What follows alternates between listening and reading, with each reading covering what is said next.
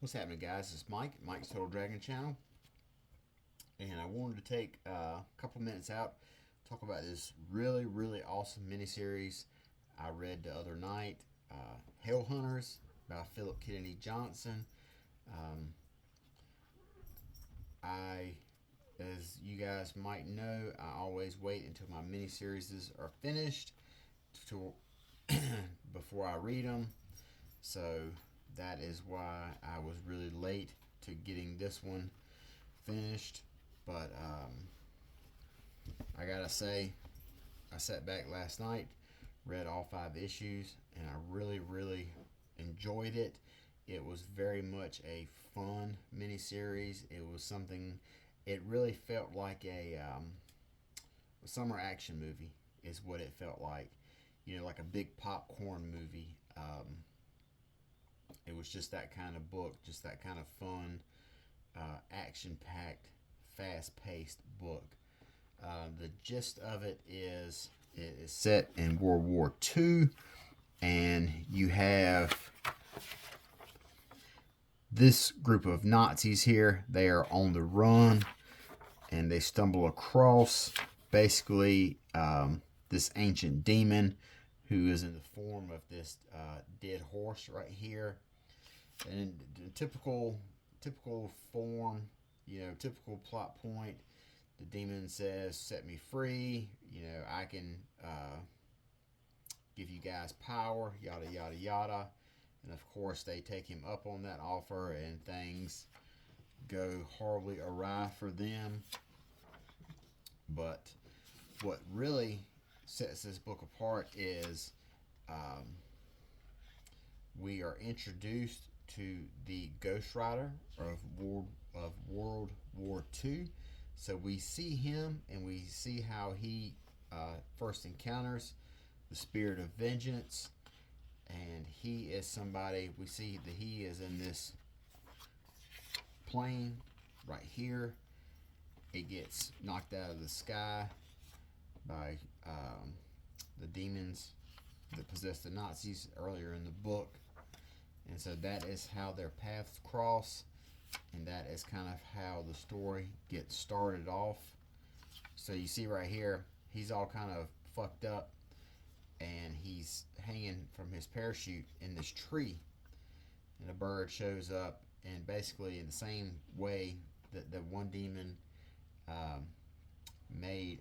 wanted to make a pact with those Nazi demons, this is the spirit of vengeance demon right here that inhabits all the Ghost Riders, and he basically makes the same pact with him, and that is how he turns into the Ghost Rider of World War II.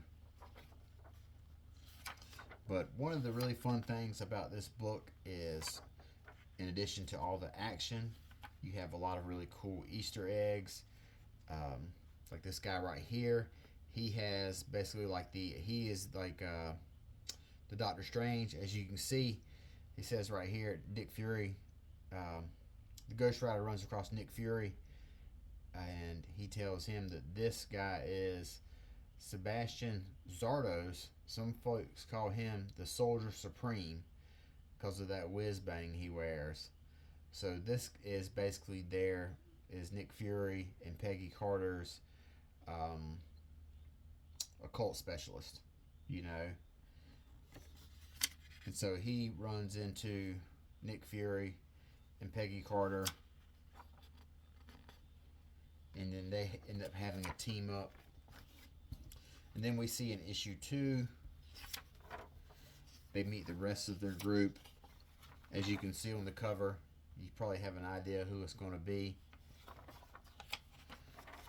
But Nick Fury and the Ghost Rider and the Soldier Supreme, they stumble back to a base, and they encounter Wolverine here as part of the Canadian military.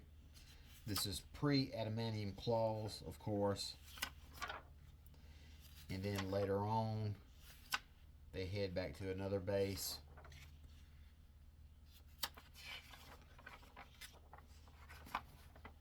I thought it was in this issue. It must be in issue 3. They meet this little psychopath right here.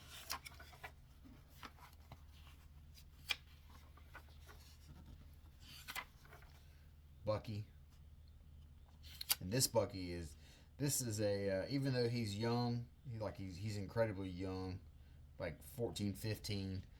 He is already committing war crimes, cutting ears off of Nazis. So he's not your typical kid sidekick.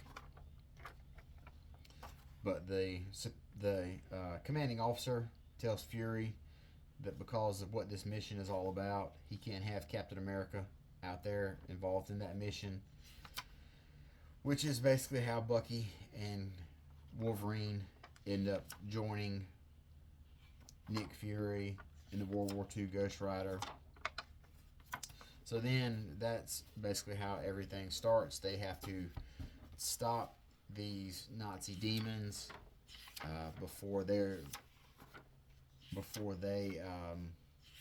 take out the Allied forces, the American troops at Normandy.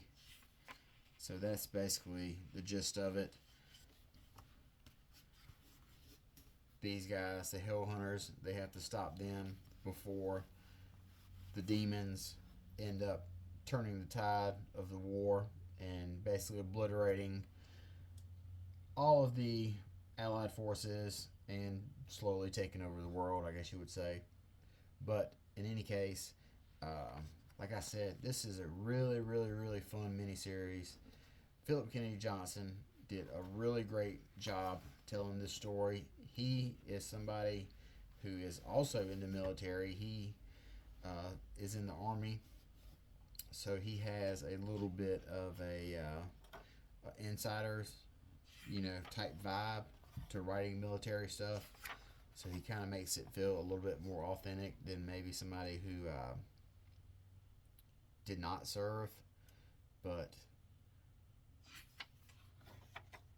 all in all, Philip Kennedy Johnson, since he was on Superman, he's somebody who I have kind of kept my eye on. I really enjoyed his work on the Superman book. I've enjoyed it here. I enjoyed it on the Hulk book. So, just a real strong writer overall. And the artwork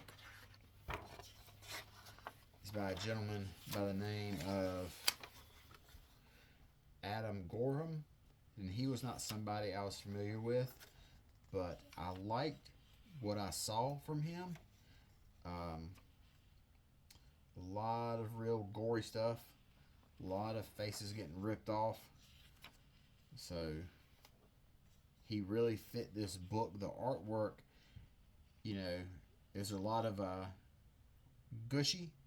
There's a lot of gushy scenes where people are getting impaled or getting stuff ripped off. And he really draws a lot of that really beautifully. And also his portrayal of the Ghost Rider right here. This is just badass. It kind of reminds me of the Ghost Rider that drove the muscle car. The way the flames come up like that around the skull. So, artist and writer on this book really were working well together. Damn solid 5-issue miniseries, and I just hope that it sold well enough that Marvel will greenlight Johnson into doing another volume, because I would definitely read it. I would definitely read another miniseries of this in World War II. So I'm not sure when the trade is going to be released, but if you get a chance, pick these individual issues up. If you can't find them, wait for the trade. It's totally worth it. It's one of the best miniseries I've read in a while. Incredibly fun, action-packed. So until next time, you guys take care. Talk to you later. Bye-bye.